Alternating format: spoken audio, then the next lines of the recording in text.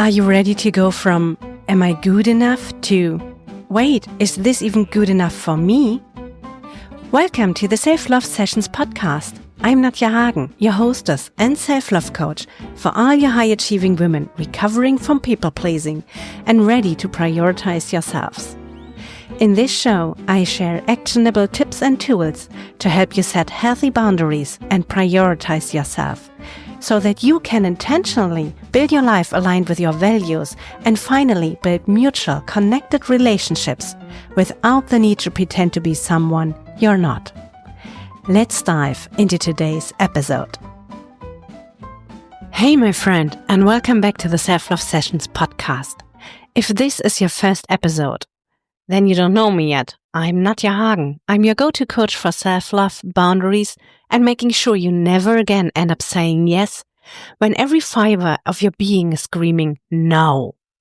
If you've ever felt exhausted in your relationships, whether that's romantic, friendships, family, or even co-workers, this episode is for you.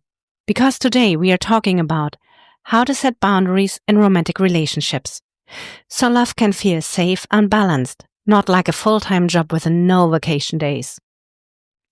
How to navigate friendships as a self-loving individual, because not everyone deserves unlimited access to your time and energy.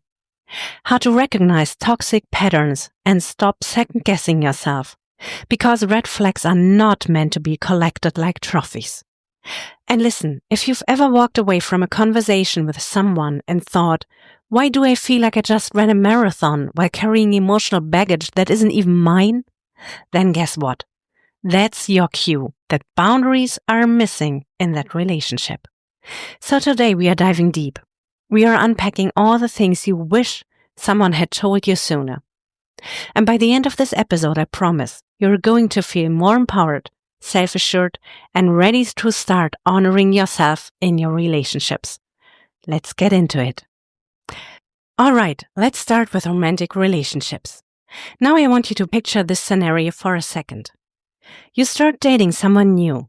It's exciting. It's fun. The honeymoon phase is in full swing.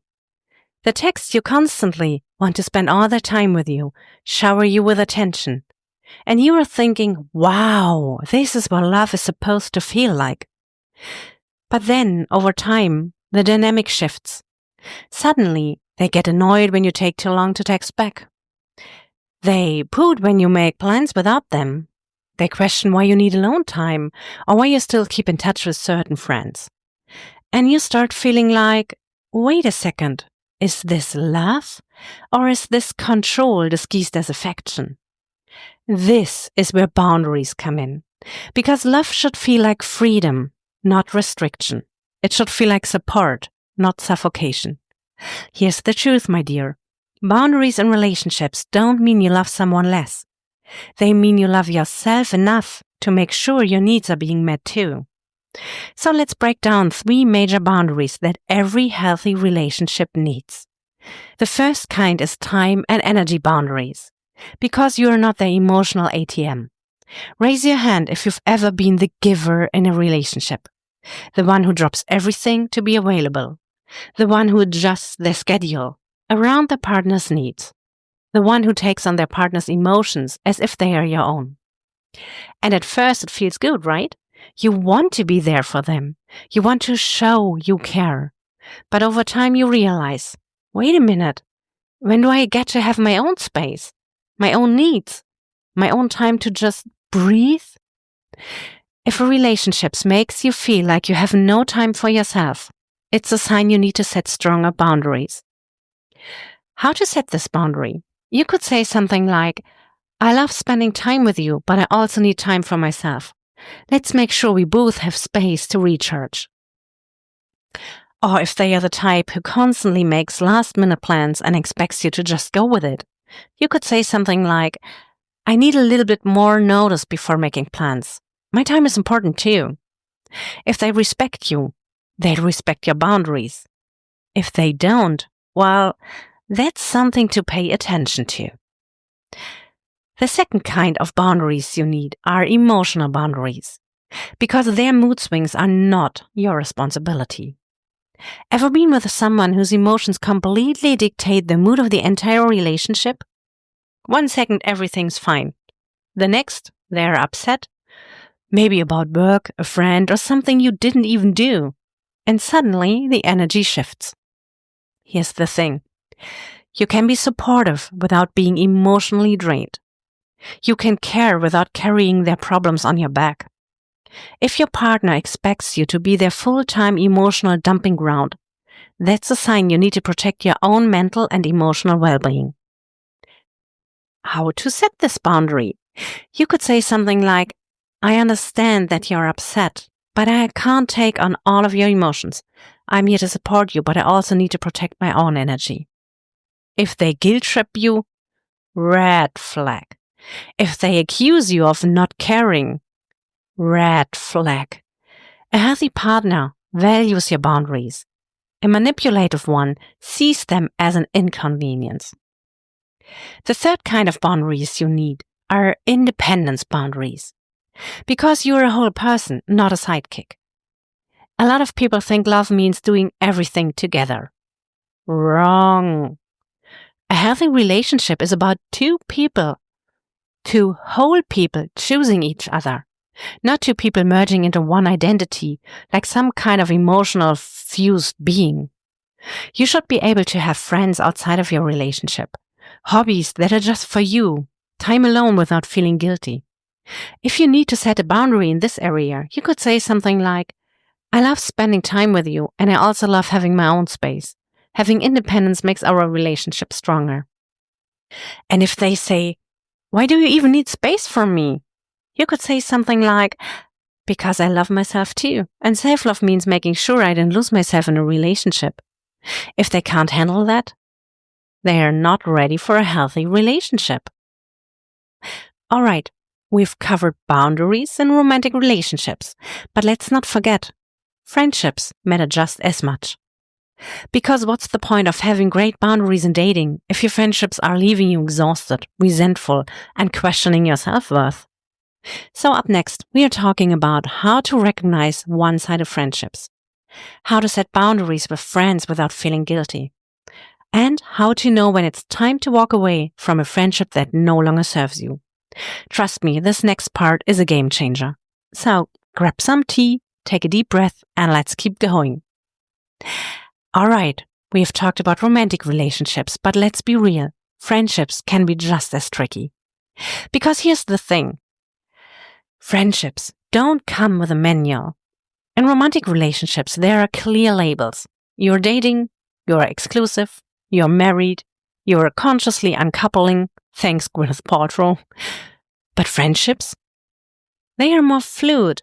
And because of that, we often don't realize when we are in an unhealthy, one-sided or toxic dynamic until we are deep in it. So let's unpack this. How do you know if a friendship is draining you? How do you set boundaries with friends without feeling like a terrible person? And how do you know when it's time to walk away? Let's get into it. The first thing, energy check. Who leaves you feeling lit versus drained? I want you to think about your friendships for a second. Imagine sitting down for coffee with a friend. You spent an hour talking, laughing, catching up. Now when you leave that conversation, how do you feel?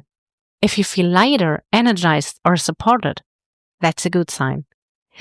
If you feel drained, irritated, or mentally exhausted, we need to talk. Because real friendships should leave you feeling full, not emptied out. These are signs that a friendship is draining you. You always feel guilty or obligated after talking to them. They only reach out when they need something. When you talk, the conversation is 90% about them. When you need support, they magically disappear. If this is happening, it's not a friendship. It's a one-sided emotional transaction. Friendships are meant to be a two-way street. If you are the only one giving, guess what? That's not a friendship. That's unpaid emotional labor. Second step, setting boundaries with friends without feeling like a villain. Now let's talk about setting boundaries in friendships because, let's be honest, this can feel so much harder than setting boundaries in romantic relationships. Why? Because friendships feel permanent. Nobody prepares us for the fact that some friendships are meant to last forever. They're just like relationships. People grow in different directions. So if you've got a friend who's constantly crossing your boundaries, whether it's always expecting you to drop everything for them, guilt-tripping you for not being a good friend, or showing up late, canceling plans, or being inconsistent, you might be wondering, how do I set a boundary without making it weird? Spoiler alert, it's going to feel weird at first. Because when you've been overgiving in friendships, setting a boundary will feel like you are doing something wrong. But you are not. You are just changing the dynamic. And if they respect you, they'll adjust. How do you set a boundary? You could say something like, I love our friendship, but I can't always be available at the last minute. Let's plan ahead so I can give you my full attention. Or you could say something like, hey, I notice I'm always the one reaching out. I'd love to keep our friendship balanced. Let's make an effort together. That's kind, isn't it? And it's clear and transparent. I love this one. You could also say something like, I need some space right now, but I appreciate you checking in. Let's catch up soon. If they get defensive or say things like, wow, you've changed, or I guess I'm not important to you anymore, or I always make time for you, but I guess you're just too busy now. That's emotional manipulation. A real friend will respect your needs. A toxic one will make it about them. The third step is recognizing when it's time to walk away. Here's the part nobody talks about. Ending a friendship can be just as painful as ending a romantic relationship. And it's hard, because these are people you've shared your life with. But let's be clear, you're not obligated to keep someone in your life just because of history. Signs it's time to let go. You feel worse, not better, after every interaction. You're holding onto the past version of the friendship, but not the present. You dread seeing their name pop up on your phone. Or you feel drained just thinking about them. Let's pause here. If hearing that made you think of a specific friend, that's your answer. Because sometimes the healthiest thing you can do is love someone from a distance. And I get it, it's scary. You might wonder, but what if I regret it? What if I end up alone? What if I'm overreacting? You are not overreacting. You are recognizing that your peace matters. And listen, when you create space by letting go of what's draining you, you make room for the friendship that truly align with who you are becoming. So, let's do a quick recap. Friendships should feel energizing, not exhausting.